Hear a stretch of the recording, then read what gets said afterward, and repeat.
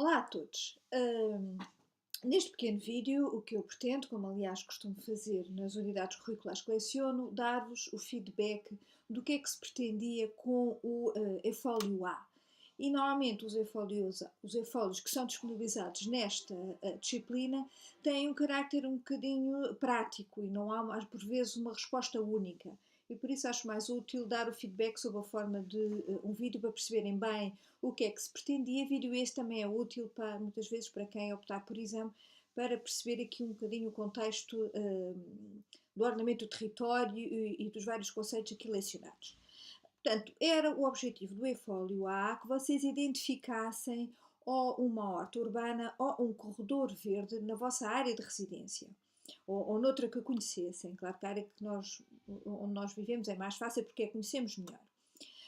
E que depois respondessem e justificassem as respostas a 4 questões sobre esse instrumento que é a horta urbana ou o corredor verde. Questões essas, obviamente, relacionadas com o ordenamento do território. Portanto, na linha A, que era mais fácil, que era simplesmente caracterizar a horta ou o corredor verde que vocês identificaram, em termos de área ocupada e vegetação. E que recolhessem fotografias no local e a utilizassem depois no vosso trabalho. Isto valia 0,5 valores. A maior parte de vocês teve a cotação máxima nesta pergunta, com exceção de alguns de vocês que não colocaram nenhumas figuras. E as figuras não era preciso que vocês fossem necessariamente ao local, poderiam retirar as figuras na internet, ou, como alguns de vocês fizeram e muito bem e corretamente, foram ao Google Maps ou ao Google Earth e foram à localização da área em questão e tiraram imagens com vários zooms e até identificação de áreas, identificação de distâncias, para caracterizarem e ajudarem a identificarem essa zona para quem não conhecesse, que é o meu caso, alguns dos exemplos eu não conhecia. De qualquer forma, apareceram diferentes exemplos de norte a sul do país, nas ilhas também, quer de hortas urbanas, quer de corredores verdes. Alguns projetos muito interessantes de corredores verdes, nomeadamente como o caso do Metro do Porto, ou numa linha da Metro do Porto que eu em particular não conhecia. É uma vantagem, que é uma infraestrutura nova. Há outros concelhos em Portugal, como por exemplo em Almada, que também tem essa conjugação de infraestruturas muito útil. Portanto, era só para esta caracterizar, era simples esta questão. Na linha B, o que se pretendia é que vocês fizessem um enquadramento espacial, funções e atividades da horta urbana. E aqui, obviamente, não era simplesmente caracterizar a horta ou o corredor verde, que é uma informação que normalmente está na internet e que caracteriza com os espaços, as infraestruturas que nós temos nessa horta, ou em particular nos corredores verdes, que está mais associado a infraestruturas. A horta por si só é só a horta, o espaço, o local de regra e as plantas que lá existem, mas que fizessem o correto enquadramento em termos de ordenamento do território. E aí, obviamente, queria que, de alguma forma, vocês dissessem e que entrassem em conta com conceitos como as cidades-jardins, em que no caso das hortas são um complemento económico ao mesmo tempo das famílias, ao mesmo tempo que têm um valor ecológico e também social e recreativo. Era esta questão que eu queria que vocês referissem, que falassem, por exemplo, na questão do planeamento ambiental, porque ao estar a fazer uma horta no meio da malha urbana, eu estou a ter em conta a criação também de um espaço verde para aliviar a pressão urbana nessa área e melhorar a sua qualidade ambiental, por exemplo. As suas funções, que eu já aqui falei, em particular as funções ecológicas, no caso do corredor verde, com as espécies que lá existem, as funções económicas e as funções sociais, portanto, muito associado também nos corredores verdes. Eu posso ter zonas como cafés, tenho parques, mas também tenho zonas de lazer muito importantes para a qualidade de vida da população e do município que lá habita. Ao mesmo tempo, portanto, criando ali um pulmão, digamos assim, de uma área urbana. Mas queria que vocês fizessem aqui também realmente este enquadramento e ordenamento do território, que identificassem com alguns de vocês se tratava, estava enquadrado numa zona que era uma área protegida, ou por exemplo era uma zona de reserva ecológica, ou era uma zona que era urbanizada, era uma antiga zona degradada, que fizessem um bocadinho essa identificação e essa pesquisa, nomeadamente até em termos teóricos, o que muito vocês fizeram, e por isso esta pergunta era das que valia mais, que eram 1,25 valores. Mas era esta a questão que eu dissesse, não só caracterizassem, mas que fizessem este enquadramento com o ordenamento do território.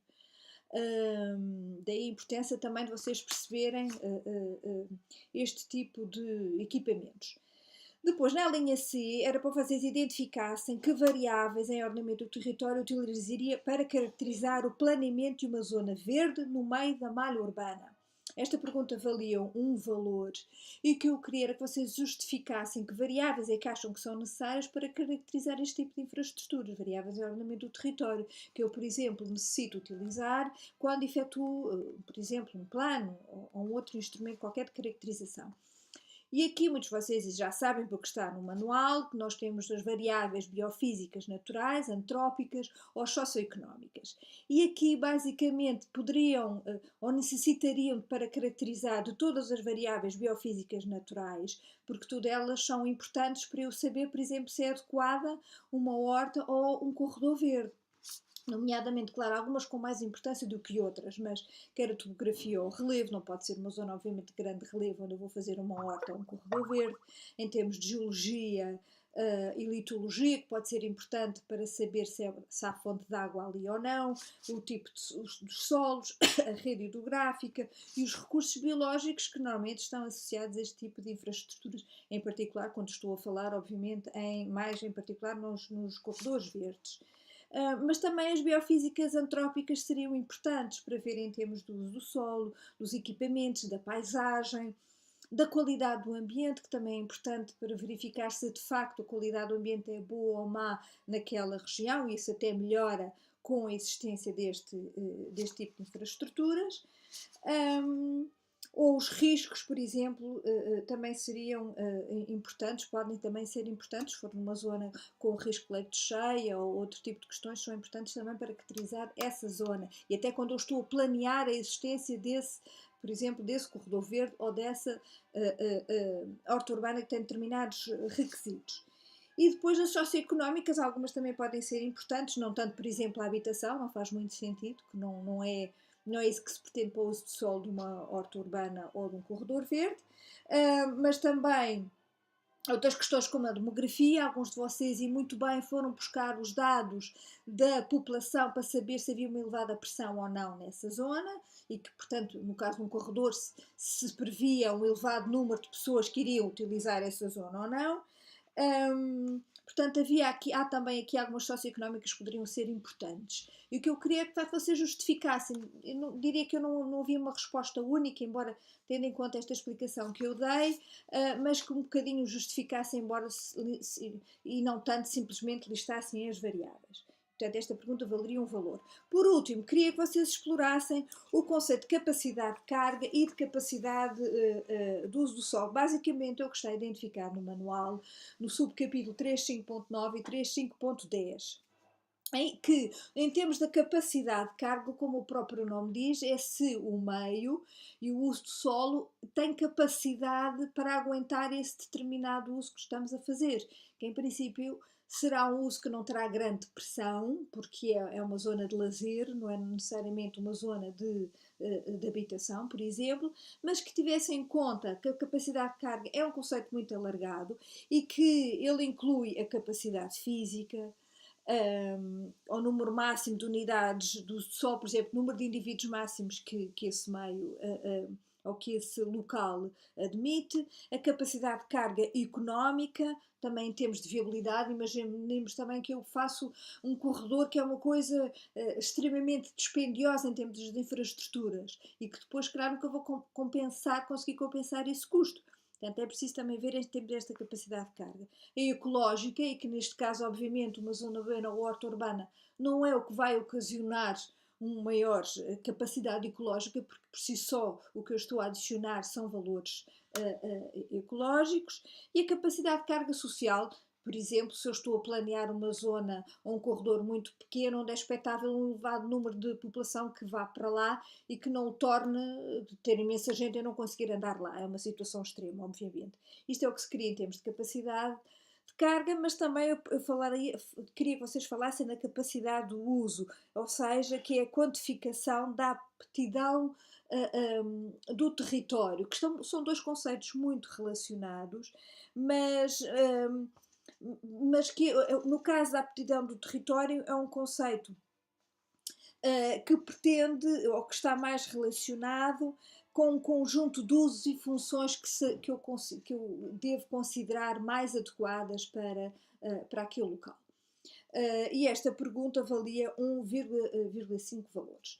E pronto, de qualquer forma as notas foram boas, houve bons e-follows, uns se calhar mais simples, que penso que pessoas não se dedicaram tanto tempo à elaboração do trabalho, outros sim, bem fundamentados, com referências bibliográficas.